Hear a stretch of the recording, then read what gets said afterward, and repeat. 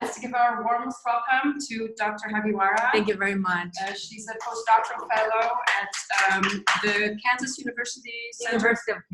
University of Kansas Center of Developmental Disabilities. Yes. And she got her PhD there at Kansas. She's published a lot. She was contributing to about 22 publications already, and 10 first author publications, so that's really impressive. And so we had our first interview this morning, and now she can kind of show us what she's done in her research, in her dissertation research, which is perceptions of self-determination, examining discrepancies and contributing factors. So maybe it's fun for you if you know who's in the room. That'd be nice. We can do kind of a little quick round. Yeah, sure. Yeah. All right. Hi, I'm Mariska Skirmich, and I'm in Religion in Special Education, Provincial and Program here as an assistant professor. This is my third year. Thank you. I know you. Here. Yes. Hi, I'm Yvonne Louis, the chair of the department. Yes. This is my seat. Oh, great. Yes, thank you. And I am Julie? Julie Meyer. We met this morning. I work in the extensive support needs department as a lecturer and supervisor, and I also work with Maurice at California Deafblind Services. Fantastic. I'm with Mitchell from the So I'm Maurice. I coordinate the State Deafblind Project, and we've been here at San Francisco State 22 years. I've been with the project 28 years. Oh, wow. For 22 years. Wow. Hi. Okay, great. Yes, I am so excited to be here today, and thank you for giving me this opportunity to share my dissertation work and my future line of inquiry. So to prepare for this presentation, I went back to my initial defense presentation, and my heart was beating faster and faster, and I was like, oh, the wound is still fresh. So I had to, yes, I had to, I just defended the last July, and then I submitted my manuscripts in August. So I thought, sayonara, bye. But, for this presentation, I had to go back, and then because I wasn't really ready to go back. So I learned, I took my time to learn about the university, Department of Special Education and Graduate College of Education. And then the more I read about the school and also faculty members associated with the department, I was like, oh, this is super cool place to be. So I got excited, and then yes, I am ready to go back to my defense presentation. So, let's see, I want to, I hope I can convey my excitement throughout the presentation. Okay, the Mac is being difficult. So let me share where I came from and how my identity has developed and grown, and then where I'm going next. So I'm originally from Japan, and I am a sibling of a sister with extensive support needs. Her name is Miki. She came to my graduation the past May, and she looks very proud. Yeah, but she was the reason why I became interested in special education, and especially inclusion and self-determination. Growing up with her, she was not treated equally by other students and then even some teachers. At times, I think she was bullied. And because my elementary school and my junior high school did not have special education classroom, she had to go to different elementary school and junior high. So as a sister, I couldn't protect her per se, or I couldn't give a inside perspectives of school. I could just support her at school, at home, and then sometimes she was crying that the state of, I don't know, the teachers and other friends, but she was determined to go to school every day because that's the place she belonged to. The desire for inclusion, desire to be part of school, and desire to be community. So I did not have the word to describe what she was, advocating for herself. But she gave me the fundamental idea for inclusion and self-determination. So after I graduated from high school in Japan, I decided to come to the United States to study more advanced special education so that like students with the extensive support needs would receive the education that deserve. But as a first generation college student and then international student, I encountered so many barriers. I had to navigate a lot of cultural differences and also like college life itself. And then I still remember that like, my English was not up to par. So, I had a lot extensive communication support needs. And it was difficult for me to process and express what I was thinking in my head. And then some people perceived me not capable of being, college student sitting in a classroom. Then I realized, oh, my sister must be feeling this way every day because of her communication support needs.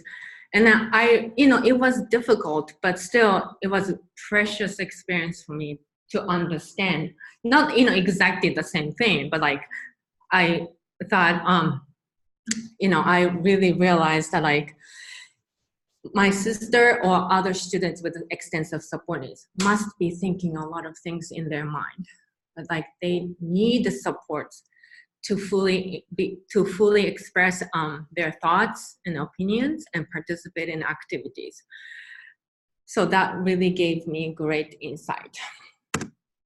So this is a red board of the Illinois State University. And then, so Illinois State University has the biggest special education program in the state of Illinois. As I went through a teacher education program there, my identity as a pre-service teacher emerged. And I was trained to be inclusive special education teacher. And that was, inclusion was the message that I was conveyed. And I was determined to spread inclusive practices. And I became certified special education teacher in Illinois and Wisconsin. But I saw gaps, between what I was taught, what I was prepared for, and then the reality of the school settings.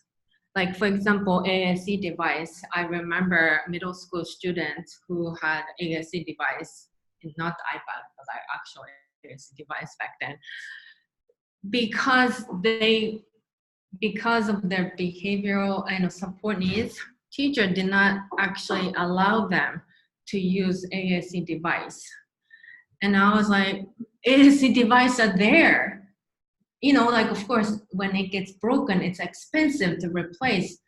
But like, they were just carrying around. They were not actually using them. And then I was like, no, ASC device is there to support full inclusion for students with extensive support needs. So I was communicating with my master's mentor at the Illinois State University, who actually introduced me to self-determination. And they connected me with Mike Waymeyer back then. And then so I was like emailing him and complaining like, hey, like I was prepared to be inclusive education teacher, and it's like, it's not happening.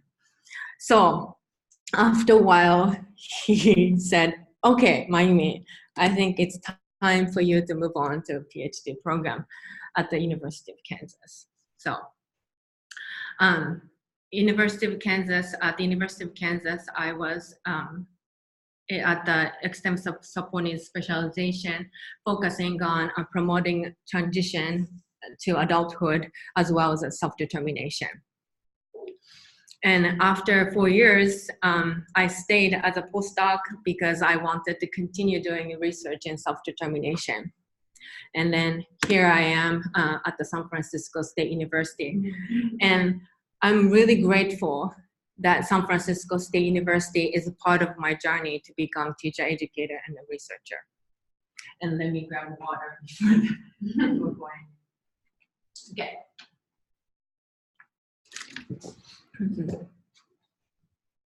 So I would like to introduce self-determination. Oh, sorry, before that, I missed a slide. So for my dissertation work, I conducted 3 separate studies to examine what and how contextual factors influence the perception and expression of self-determination in people with disabilities across the lifespan. So the chapter, 5, 5 chapters format, but like chapter 1 was an overall introduction to 3 separate studies. And dissertation study 1, I conducted a meta-thesis of studies examining contextual factors, how contextual factors influenced people's perception, including self-report. And dissertation studies 2 and 3, I analyzed the validation data from self-determination inventory adult report. And then chapter 5 was just the overall conclusion to conclude these 3 separate studies. Then for the limited time, I'm gonna just briefly talk about dissertation study 1 and then deeply talk about data analysis that I conducted. So it's important to understand self-determination from socio-ecological model of disability. And traditionally, we use a deficit-based approach, which considered disability residing within the person. So we focused on what person could not do. But recently, with the emergence of a strength-based approach, we started looking at the environment, what environmental demands. And now, social ecological model of disability considers the mismatch between what person can do and what environment demands. This interaction creates disability. Disability does not reside within the person, but that creates disability, the interaction between personal competence and the environment demands, which create need for support. So for example, when I started my journey to become teacher, educator, and a researcher, as an international student, I struggled a lot with the communication. So that created need for support. So I used a lot of dictionary, electric dictionary, like that was my buddy, carried along with me every class, and I had to advocate for myself and saying like, hey, this is a dictionary, it's not computer. It's just like helps me to understand and keep up with the lecture, right? So that creates the need for support. And everybody experiences this, like Google Map, glasses, and everything. These are the supports that we use in daily life. So, according to causal agency theory, I'm sorry, I was covering, but according to causal agency theory, self-determination is a dispositional characteristic manifested as acting as a causal agent in one's life.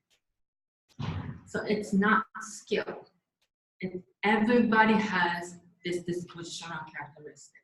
It matters that if there are supports and opportunities to learn and then develop and express self-determination.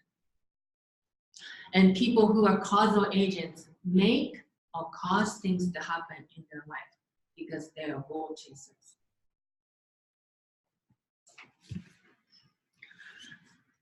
So causal agency theory served as a theoretical framework for my dissertation work. And causal agency theory emerged as a reconceptualization of the functional model of self-determination, which was first introduced in the field of special education in 1990s with the OSEP grant, but Mike Waymeyer was one of them. And causal agency theory has incorporated theoretical advances in related fields such as self-determination theory, human agentic theory, and as well as positive psychology.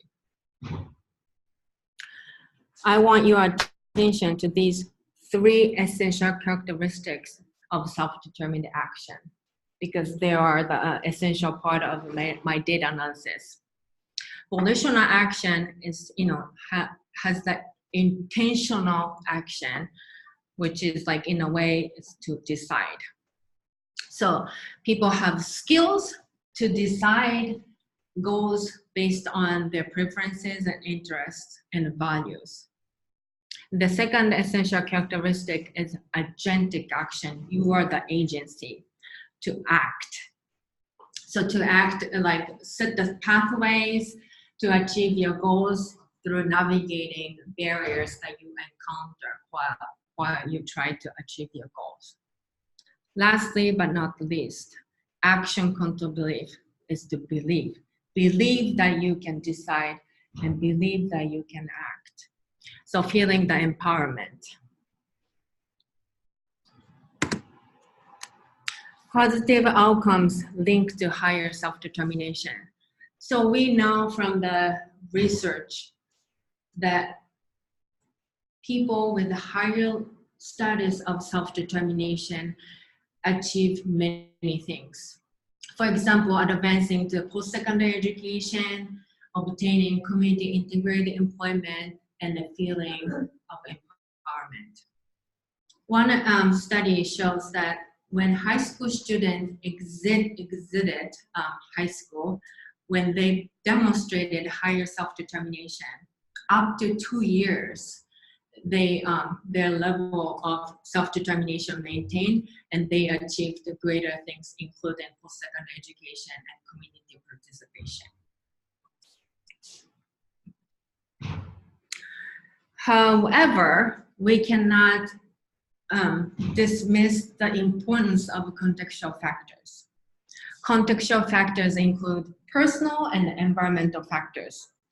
Personal factors are usually the ones which cannot be manipulated, such as these, like age and gender, race and ethnicity. And then environmental factors. Those include people or societal expectations, organization, policy, and practices. These are essential part of who we are. We are part of contextual factors, and within ourselves, we have the personal factors, and we live with the environmental factors. So it's important to consider when we design and promote self-determination. So this is a snaps of meta-synthesis, the results from meta-synthesis of perception of self-determination. Age of people with disabilities, disability label, cultural background, these were personal factors that identified across studies that can be influential when people decide and how to implement interventions to increase the self-determination. And then on the other hand, school professional and classroom characteristics, whether you're a special education teacher, whether you're a general education teacher, or you're an early childhood teacher, or you're a high school teacher, these, or you are in a self-contained classroom, or you are in a general education classroom. These characteristics influence opportunities and what skills of related self-determination are taught for students with disabilities. And then once again, people's low societal expectations also were influential when people perceive, especially people with extensive support needs, as engaging self-determination. So these are like six major contextual factors identified in the meta-synthesis. A key takeaway from the meta-synthesis is that the voice of the people with disabilities. People with disabilities believe that self-determination is vital to achieve their goals and dreams. But they are frustrated with the low expectations and lack of opportunities and supports provided to enhance their self-determination throughout the K-12 education. So they ask to start early. They say, we need to learn how to advocate and make decisions from early on. Can I ask a question Yes. before you move on? No. So for the meta-synthesis, was Yes. this a meta-analysis or was this, like, did you look at effect sizes? No, that's a great question because I looked at everything. So qualitative studies and quantitative studies, so I couldn't do meta-analysis. Okay, so Yeah. it's more like a literature review, like a comprehensive literature Yes, but like in review, more, and then analysis. Mhm. Okay, thank you. yes. And what, I'm sorry, what was the time span of the research? Like, years of studies, and how many studies did you do?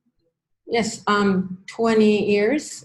20, so you looked at the, over the last 20 years. Yes, so because the self-determination was first introduced like 1992, so I started from that, like, so 1998 till 2018. And how many studies did you? It was 23. Yes, yes. So the quantitative studies, including like, using surveys and assessments, ARC, yeah. So those assessments, and as well as interviews with families and teachers, and then also self-advocates as well. Like, what does it mean to you? Type of studies. Yes. So, self-determination inventory adult report, SCIAR. I worked on a validation process to collect the data. That's the job of PhD student. So that was great because I actually got to go out the field and then meet real people and then like support them to take this survey.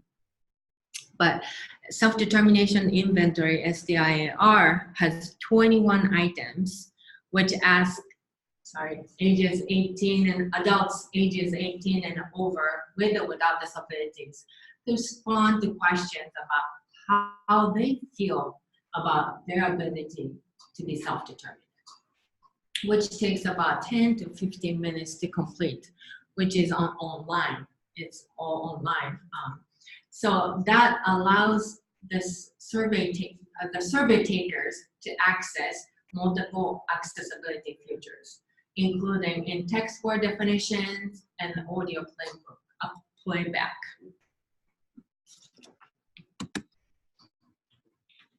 Sorry. So these are some of the items. I have what it takes to reach my goals. And so on top, you can see progress bar showing completion status, and then gradient when answered, and then changes color when answered. It's not blue like this, but when a person answers this item, then it changes, and then the green check mark informs that yes, you answered this question, but you can also still change your answer. So as you can notice that there is no number associated, because numbers kind of we define this, but like this is set up so that survey takers define how much they agree or disagree to each item. But a computer calculates scores behind the curtain, 0 to 99. And then here are the, maybe if this might be, So all the items are written at the average grade level of 3rd grade. But some of the words, obstacles, or possibilities can be difficult. So when adult cursors around the word, this definition pops up. Any question about this? How many people are in this? Oh, total 541. And you went to? I'm sorry. Oh no, because of the survey. I mean, Yeah. how many people did you go and? Oh, actually, I went to self-advocate conferences and recruited like 30 to 40 people. But the recruitment process is I put it on the social media, and then also I use the national and then local organizations related to disability to send out through listserv and whatnot. And then also I passed out flyers at the different conferences and stuff like that. And I also connected with a Think College network. And then I emailed everybody saying, can you do this for us? You know, but yeah, that's how I got the 541 people. Yes. So after adults complete the inventory, this report shows up. And then every time we emphasize is that this overall self-determination score does not mean you have high, low, fail in self-determination or succeed in self-determination. It's just the status of, today's status. It doesn't mean like much. So we're in the process of revising this report, because when you have a number, you feel like, oh, did I achieve something? But like, no, it's, this is dispositional characteristic. So it's not like you feel anything. So we're trying to revise this report so that the number does not show up anymore. But more importantly, we want the focus is that strength. In what area you have a strength in. To decide, to act, or believe. So anecdotally, we have not done this analysis, but you need to be, maybe for some people, you might need to believe first to decide and act. But for other people, maybe they just need to do it to believe. So it's just like, it depends on the person. So we just try to focus on the strengths they have to increase, in relation to the other essential characteristic. And then we plan and design and implement interventions accordingly. And these are just a more specific breakdown of the scores under each essential characteristic. Okay, so I want to now move on to the dissertation study 2, which I did examine the impact of personal factors on scores on the SDI-AR. Any questions so far? Is it good? Okay.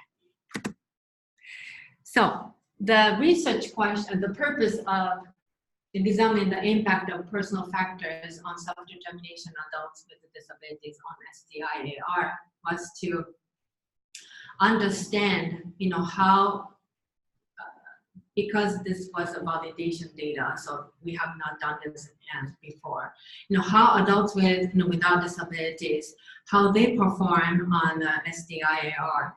But also the research related to this can inform us when we design and personalize self-determination interventions to meet their demands and strengths. So these are 4 research questions guided me with this data analysis. First question is just like, overall, how variable is overall self-determination, and then responses vary across SDI-AR items, which are all linked to volitional action, decide, agentic action, and action control beliefs. And then after that, I examined the impact of age, gender, disability separately. As you can notice, there is no race and ethnicity here. It's important, right? I already introduced the personal factors, including race and ethnicity, can be influential. But even though I tried to recruit across the nation, the sample ended up with a Caucasian heavy. So it was imbalanced, the samples. I could not analyzed, unfortunately. So this is a future study. So total of 541 adults took this survey for the validation process. About half and half females and males with the age range of 18 and 71, with the age mean of about 34 years old. These two are the biggest groups, and although I did not intentionally recruit adults with a disability, adults without disabilities, but because I sent out to so many organizations and whatnot, they're like, sure, I can take it. And it was like, great. So I ended up including this group. But these two groups were the smaller, and it's unfortunate because this could give us more interesting results. Yes. For the others, was it just said other, or did they specifically list? Oh, thank you for the whether it question. be Yes. Sensory losses. Or? Yeah. So like like for adult population, because we don't use IDEA disability categories, we came up with different categories like mental health disability and low vision and hearing and like that. But because each group was so small, Right. so I just combined. Yes. So I use multi-level linear models to build models to answer each question. So the research question 1 to examine variability across the items. This served as a baseline model to calculate an effect size that estimates variance explained by each factor. And over here, the impact of age, gender, disability were analyzed separately and then followed the same process but examined separately. For the impact of personal factors and the impact of environment factors, same process, but the different research questions. The results, this is the fun part. So age, I treated age as a continuous variable, but the group of adults who are at age of 18 served as a reference group. So comparing to the reference group, as they age, as participants were older, about 0.16 scored higher. One unit increase in age led to about 0.16 higher on the self-determination. The impact of age, impact of gender, adults who are male, like identified as a male, served as a reference group. And comparing to the reference group, ta-da! It'd be interesting.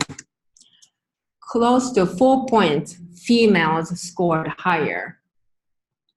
And I would talk about a little bit deeply in the next slide. But so far, there is a kind of contradicting result. Adults and adolescents.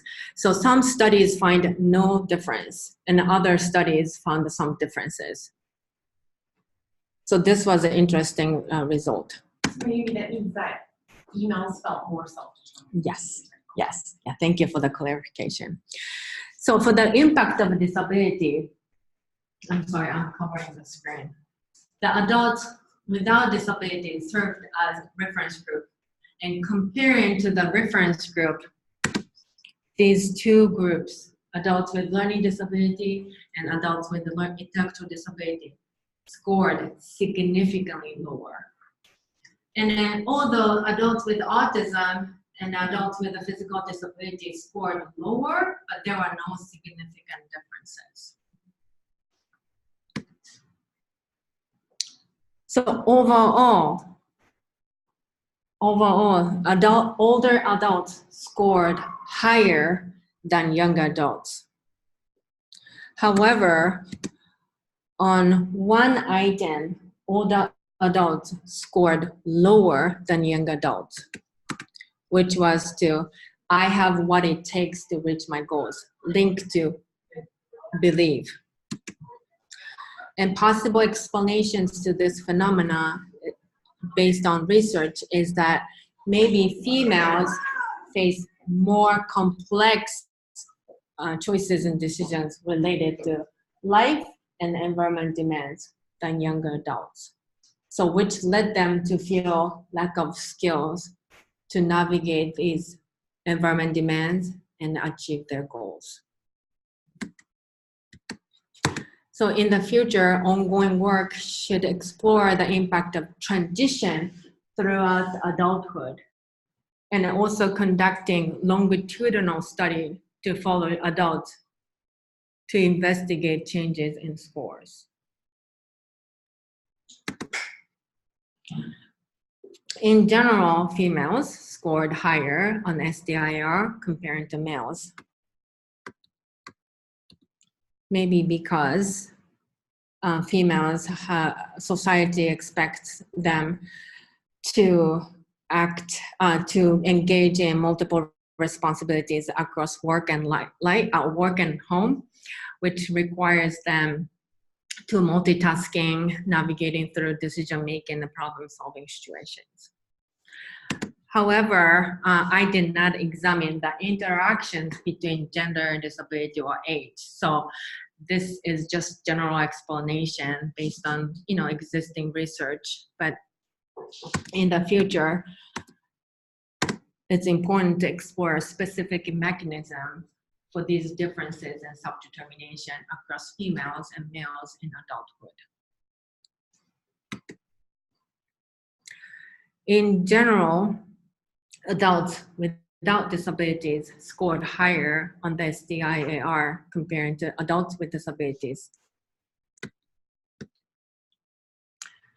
And possible explanations, based on existing research, is that maybe adults with disabilities, especially learning disabilities or intellectual disability, face low societal expectations, and that led us to have more restricted opportunities for self-determination and limited access to effective supports and services. However, adults with autism did not score significantly lower as adolescents with autism tend to do based on the existing research studies. So ongoing work should continue to, So because of small sample size, and also I did not look at the level of severity, symptom severity. So the demographic items didn't get at this levels of symptom severity. So ongoing work needs to further examine an adult population in terms of adults with autism. Any questions so far before I move on to environmental factors? Yes. So I'm intrigued by a couple slides back, the fact that older respondents had lower scores on the statement, I have what it takes to reach my goals. That's really curious. So I don't know how much older they were. You said older adults. So yeah, so 1 unit, so 1 year increase okay, as they age, yeah. So why do you think that might be? Is it sort of the idea that the older you get, the more you realize what you don't know? Yes, that could be. Yes, that could be. And also because like when you become older, you have like responsibilities at work, at home, and in community. So maybe you might feel more overwhelmed to navigate like situations that you need to make decisions. So like, there you are just get too busy with what's in front of you rather than what you want to do. It's like you have more responsibilities to meet than, maybe you still want to Yeah, maybe you still want to like increase your, hobby, like something, but like it's a hobby is always like left behind because you have more responsibilities than young adults. But that's one explanation. Yeah, but it could be that the more you know, the more you know that you don't know. So great. I would be really curious Yes. to just, if you just gave this to like individuals that maybe didn't identify with a disability, if males and females would still be like that. Because I think maybe in the gender one, I guess I would just have guessed maybe that males felt more self-determined than females. I don't know. So to me, it's interesting that females are significantly higher than that. I don't know why that would be. I don't know, and maybe that's not a good.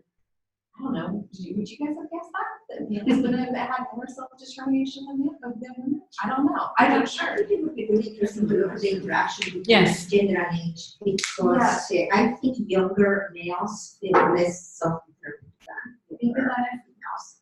Yeah, and then I can't help but think about how race and ethnicity probably plays a big part. Yes. Thank Like, you, Amber. Who's Yes. feeling all like confident? Yes. I'm not complaining. I'm not complaining. Black females are but I just am curious of what's going on. I also wonder about the culture of Yes. disability. Yes. Whether or not, like, which of these people is more actively engaged in the culture of their specific disability, and that might be more women. Men might tend to be loners. I mean, depending on what you think about the cultures of disability. Yeah. I'm also wondering, with the survey, were people allowed to let someone assist them in completing it? Yes, thank you. How much Yes. assistance they were given? Because that could possibly skew a response as well, I suppose.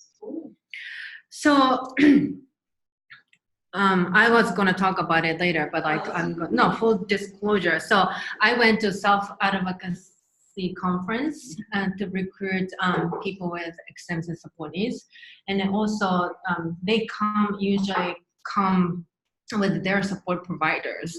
So I also supported adults to take this survey, but I try my best not to influence and I just read out loud. And I was carefully watching support providers, and they were just reading aloud. They didn't, I told them, like, please just read aloud if you are, if the person you are supporting needs to be read aloud, that's, but otherwise don't say anything much. So I tried to control that, but it could be it, and then I have, for the teaching presentation, I have the data for the SDI-SR student version, which is for 13 and 22. And then for the student version, because they got the IES grant, so they have bigger sample size than adult population sample size. But anyway, so they could examine race and ethnicity, the disability, and then age and gender. And they had an interesting, picture show up.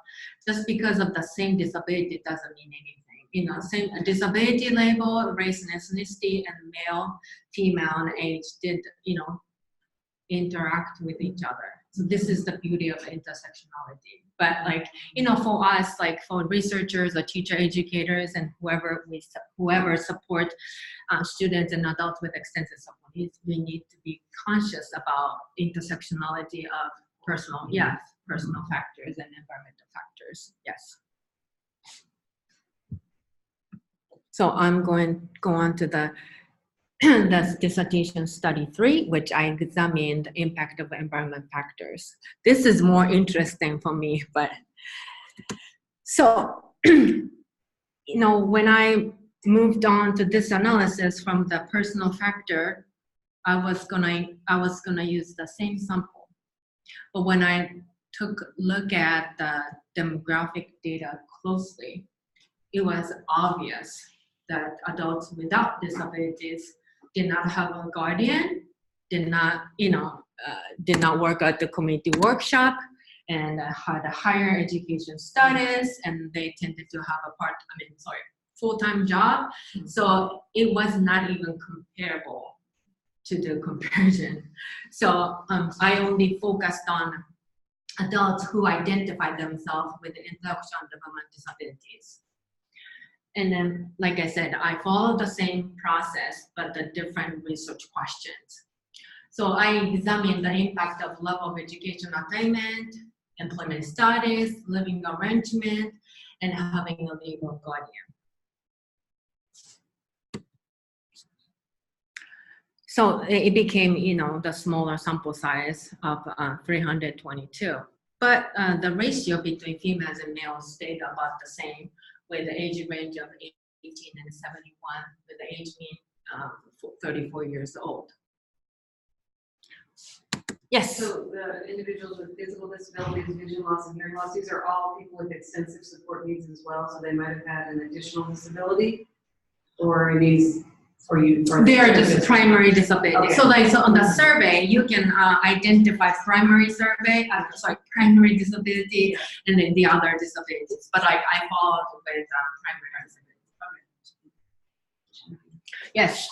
So these intellectual disability, autism, physical disabilities are the bigger groups, but the rest were very small, as you can see.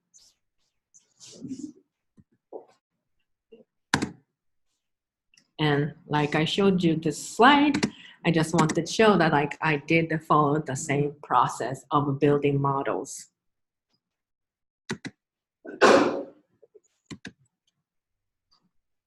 So level of education attainment among the sample, the highest high school graduate diploma was GED was the highest compared to the rest. And living arrangement, majority of adults in this sample lived with a family member or family members, like spouse, siblings, extended family members, and these all included. And employment status is actually interesting because although I highlighted with the red for the part-time, but like part-time, not working full-time, they're about the same, the similar size. But 41 adults worked in a sheltered work group, and having a guardian, twice as many adults did not have a guardian. The impact of education. Adults with bachelor or graduate degree served as a reference group. And adults without high school diploma or GED scored significantly lower, close to 16 points. But they scored also lower, but not as a significant difference. The impact of employment status. Adults with a full-time job served as a reference group. And comparing to the reference group, adults who are not working and adults only had a part-time job scored significantly lower. Oh, sorry. The sheltered workshop? Yes, thank you very much. So this contradicts with the existing research. Yes, they scored higher, but the p-value is not as significant. So even though they scored higher, but because of the small sample size, it did not come off as significant. But I will talk about it in a little bit more detail later. The impact of living arrangement. Comparing to the reference group of adults who are living their own. Yeah, this is also interesting. Adults who lived with a family member or members scored lower. But adults who are living in a group setting scored significantly higher. And then there was no overall significance in legal guardian. So this everything contradicts with existing research. So I need to explain to you more detail. Okay, let's look at the impact of education level, item level, because this tells interesting story. Comparing to the reference group, adults without high school diploma, this one, high school diploma or GED, scored higher on this item. I choose what my room looks like. This is the only one item among 21 items, like very context specific. But they scored significantly higher on this item. And possible explanation includes that, the education leads to more opportunities, as we know. So if you don't have higher education status, then maybe they're disconnected from education, work, and community. So they might value the opportunities within the home environment. So maybe that led to the higher scores on the self-determination. On the other hand, adults without high school education, adults without high school diploma GED or adults with high school diploma GED scored lower on these items compared to the reference group. All related to agentic action, which are to act. And as you can read the items, they are essential abilities to navigate higher education. To set a goal, I need to pass my exam, I need to pass class, I need to pass my class, like what are like multiple ways that I can achieve, how can I get around obstacles, so these are essential abilities that are required to navigate college life. So this shows the need for future research to closely look into how educational opportunities shape the expression of self-determination among adults with intellectual and development disabilities. Yes? Do you have any information about the how many of these students' families were also college graduates or attended higher education versus just achieved a high school diploma? That's a great question. We don't know. Whatever the survey, they answered. So, it'd be interesting to connect with the family background. So because like the more likely, if your mom and dad has a higher education experience, then you are more likely to go on to college. So yes, that could be the influential. The impact of employment status. So adults with a full-time job scored higher. This is as expected. However, there was no significant differences in sheltered work group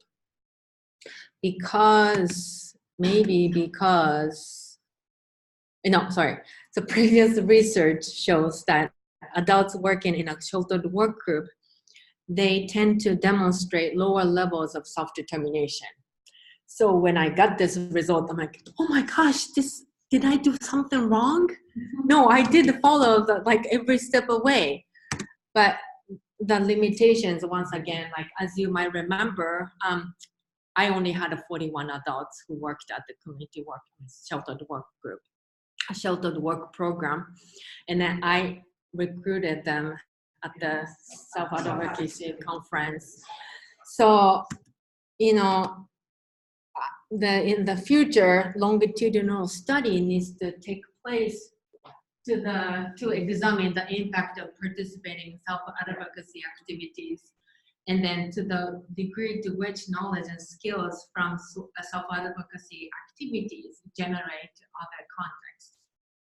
But once again, like I said, support providers also come to self-advocacy conference. So they're just sitting in and listen to the lectures too. So maybe they're more prepared to promote self-determination. So in the future, maybe it's interesting to maybe do focus group or interviews of support providers who sit in this kind of self-advocacy related activities. And in the full disclosure, this happened in the state of Kansas. And then we have really pretty good self-advocacy network throughout the Kansas, even rural areas of Kansas. And then every year we have this big conference in the capital of Kansas. So they're always like looking forward to this. The impact of living arrangement. The adults who lived in a group setting, once again, scored higher. And then their overlap with the adults who worked in a children work group. So they might be prepared or learning more about self-advocacy, which led to higher self-determination scores. However, the interesting thing is that adults who are living with the family scored lower compared to the other two groups. And possible explanation, based on the research findings is that adults living with the family, maybe they need to negotiate and navigate family decisions rather than individual decisions. And that could lead to fewer opportunities and then experiences. Yeah. And also, like the patterns that Mhm. have set throughout. Yes, yes, Mhm. yes. I was also wondering, because I think you said that spouses were also Yes, part of, because you would think somebody who has a spouse, would have a different experience. true, yes. But not the case. Yes, this is interesting. So, that if I had more people in the data set, then I could like examine by the interaction effects, but this was all I could do. But, like it tells interesting stories. So in the future and in the research and practice, and also this was the theme from meta-thesis, that like families and school professionals, they ask for training opportunities, and so that they can support students and adults with extended support needs to engage in self-determined action. So, especially the more adults with extensive support needs live in a home, and the home and community-based services are like going to the home environment. So we know that from the data that adults with extensive support needs, also because of a long wait list getting of services. So it's important, like from the high school to the next step, there is a long gap at the home. So it's important to target self-determination interventions within the home environment. The impact of having a legal guardian, we did not have significant impact. And again, which was contradicting to what we wanted to see. But, like we had, again, small and imbalanced sample size. About 200 adults did not have a legal guardian, and only 100 adults had a legal guardian. And then also, as you might be familiar with, there is a wide variety of guardianship arrangements, and we did not ask. We just asked, do you have a legal guardian, yes or no? So it might be full guardianship to limited guardianship. So it's just we cannot capture that. We couldn't capture that. So it's important in the future to gather data in multiple ways.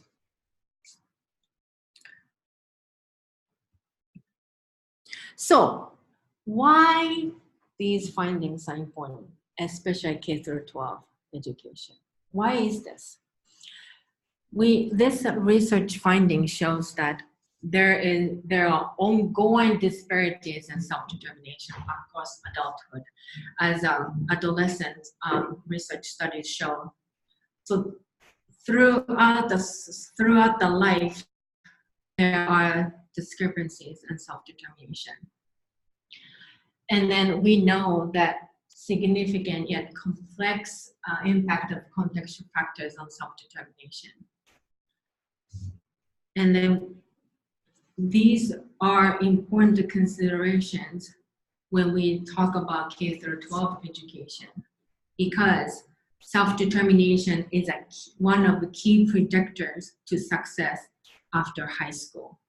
So we need to look at if adults are not performing up to what we expect, then we need to look at what we are doing at the K through 12. As you might remember, people with disabilities ask to start early. They tell us that they want to learn about self-determination early. So for the future, I would like to continue to engage in this line of work related to self-determination.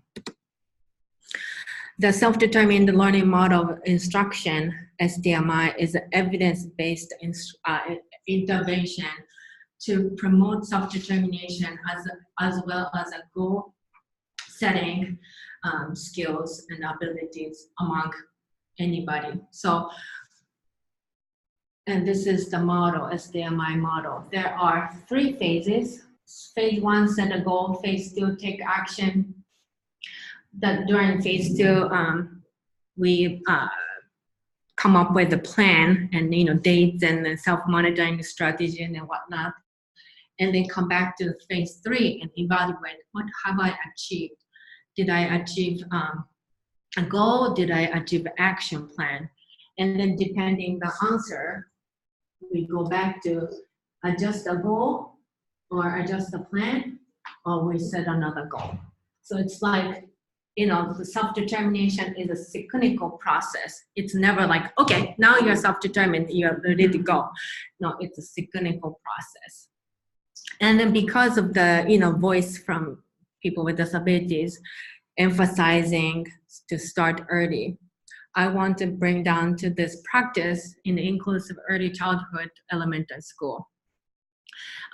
Usually there are more research studies related to SDMI at the high school setting or young adults and adults in the community, school and the community. We are doing in a big IES grant, implementing SDMI in an inclusive general education classroom at the high school, but we have not done inclusive early childhood or elementary school. So this is going to be new, but I think it's durable because self-determination emerges and it develops across the lifespan. It's never too late. So, and then I have led the efforts to develop SDMI coaching model. So, like we can implement whatever we think is great, but if it's not sustainable, then it's just one-time thing. So this coaching model supports teachers, school professionals to continue engaging and being a sustainable implementer after research research team leaves the intervention. So I think it's important to think about as a researcher, like how can this good practice stay within the environment? And I'm gonna go for Institute of Educational Sciences, like early career grant. I was prepared to write this grant at the KU during a PhD program, or internal grants, whatever the appropriate it is. And so I have international collaboration going on with a group of Japanese scholars who are in a transition or career education. They were looking for this self-determination like stuff. And then I just happened to meet one of them at the transition related conference in the United States. And when I talked about self-determination and SDMI, she said, okay, you need to come to Japan and talk about this. So I actually zoomed in the biggest special education conference in Japan in September and talked about self-determination, and it was well received. So that our group is going to go after National Research Foundation grant to do a couple different things. First, we're gonna translate SDISR, self-determination inventory student report, which have the exact same 41 items into Japanese, and then we're going to validate that within the Japanese context. And then also, we're going to like do focus group and interviews with the school professionals and families and high school students with and without disabilities, how they perceive self-determination, right? Because like Japanese context, it might be different. And I already have a collaboration. I already talked to a Chinese group, and then we have a data from United States. So afterwards, I can compare and contrast with the different countries. And future work related to family-school partnership, because I cannot emphasize that enough, important to look at the family context, because students and adults, everybody comes from different families. This is the family-school partnership principles visual. And I wrote a paper about how to promote siblings participation in transition planning. I could only write how-to paper, but now as an independent researcher, I want to actually come up with a design and then implement the intervention to promote sibling participation in transition planning with the middle school to high school students with extensive studies. So siblings have the longest living experience with people with extensive needs, obviously, because they were born around the same time, and then their families, so they're always connected with each other. But research shows that siblings are not prepared. Like they're not informed, they're always not out of mind of school professionals, even family members. So I'm part of a sibling leadership network, which is national siblings organization, and I have a lot of people say that like I wanted to be included in my sister brothers transition planning, because during transition planning they talk about very important things. They talk about guardianship, and they talk about where to live, where to work, where to live. If siblings are not part of the conversation, when something happens to parents, it's nightmare to struggle. It's nightmare to put together information. I met this lady whose mom just recently passed away, and then she had two brothers with autism in their 50s, and she even called brothers old school, asking about IEPs, and I was like, and if your brothers in their 50s, like the schools would not have anything like related to now, but like she said like my mom did not involve me with anything, so I don't know about like what kind of services my brothers were receiving. So it's really important to involve siblings, and also siblings is a window to family culture and a window to school culture as well. And then that's why I emphasize siblings go to the same school and go to the same neighborhood schools, so that siblings and then students with extensive support needs can have a shared experience going to the same school. Yes. So yeah, I only have one more slide and done. And then so I'm gonna go for foundation grant, like Spencer Foundation. And again, I have international collaboration with different group of Japanese scholars. They're all siblings.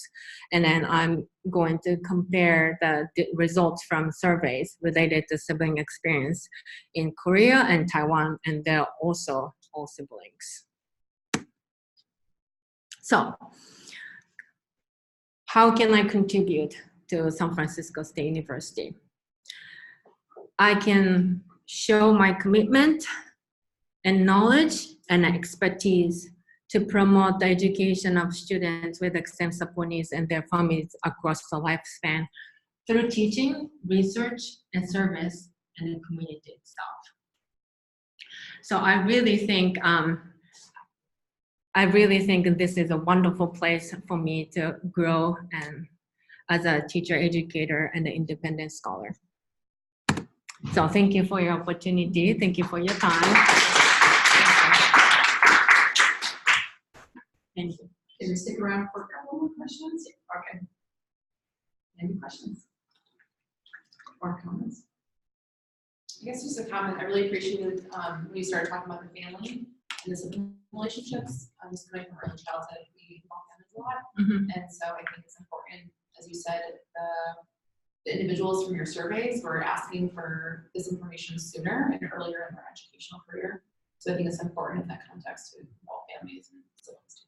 Yes, so siblings have been used as an intervention agent in early childhood side, but after that, it's just forgotten. Yeah. Yes. I mean, I know this wasn't the focus of your research, but how would you sort of translate this for pre-service or in-service teachers? Yes, so that's a great question because the knowledge from the research informs teaching. So inform teaching, and then like especially inclusive education. That's the emphasis of the Department of Special Education at this university. So my research work has been like from the bigger picture, and then going down to like actual practices.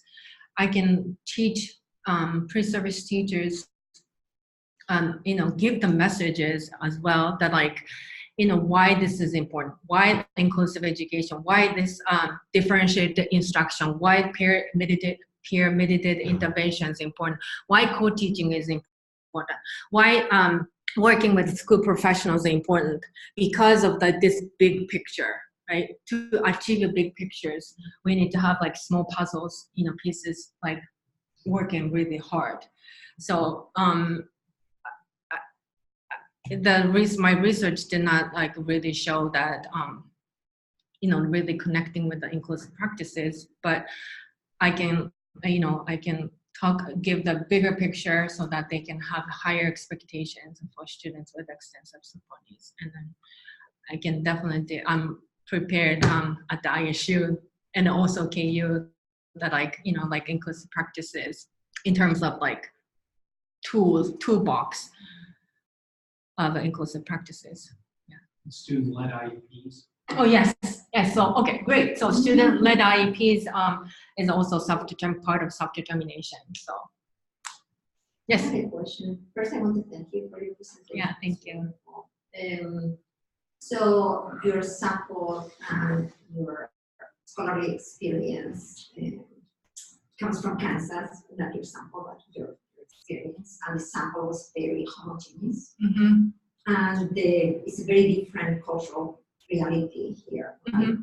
We have large heterogeneity Mm-hmm. in cultural and Mm-hmm. linguistic diversity. So have you had an opportunity to think about how your study would change if you were working with culturally and linguistically diverse communities? Mm-hmm. Yes. Or what are some of the questions that you would be interested, or how your work would change if you were to practice in a more diverse society? Yes. So I was telling the search committee members this morning that like I am the culturally, diverse person, and I have a son who speaks Japanese at home and who speaks English at school. So I'm the also receiving end too, right? Especially in the Middle West. So I want to be in a place where I can actually this is what should look like, or how I want to be in the receiving end.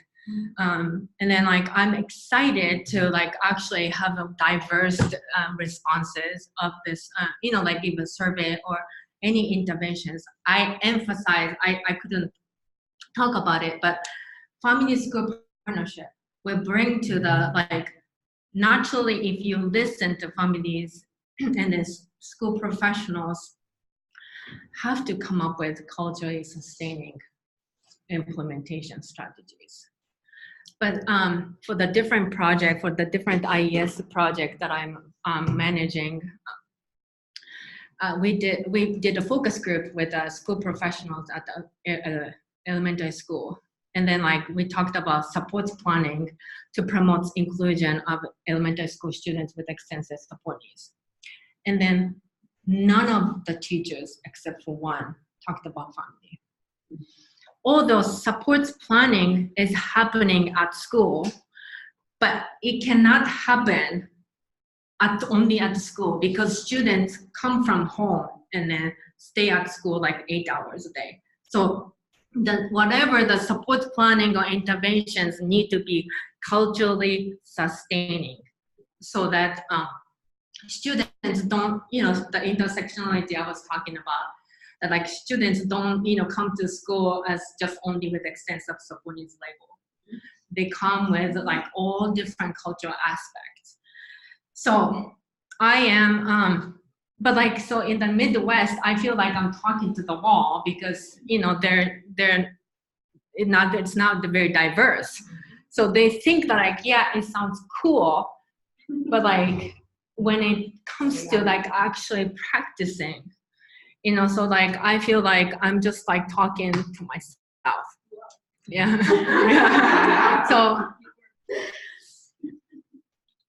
So I'm really ready to talk to people who actually use the culturally sustaining pedagogies. And then like my philosophy is supported by Ladson Billings, and she introduced culture responsive pedagogies, and then Paris, he recently introduced culture sustaining pedagogies. An interesting thing Gloria Ladson Billings said is that culture is fluid, and also scholarship is fluid. So it's okay to have a different terms to meet the demands of the current practices. So I want to be in that trend. I don't want to be in just a one-fits-all model.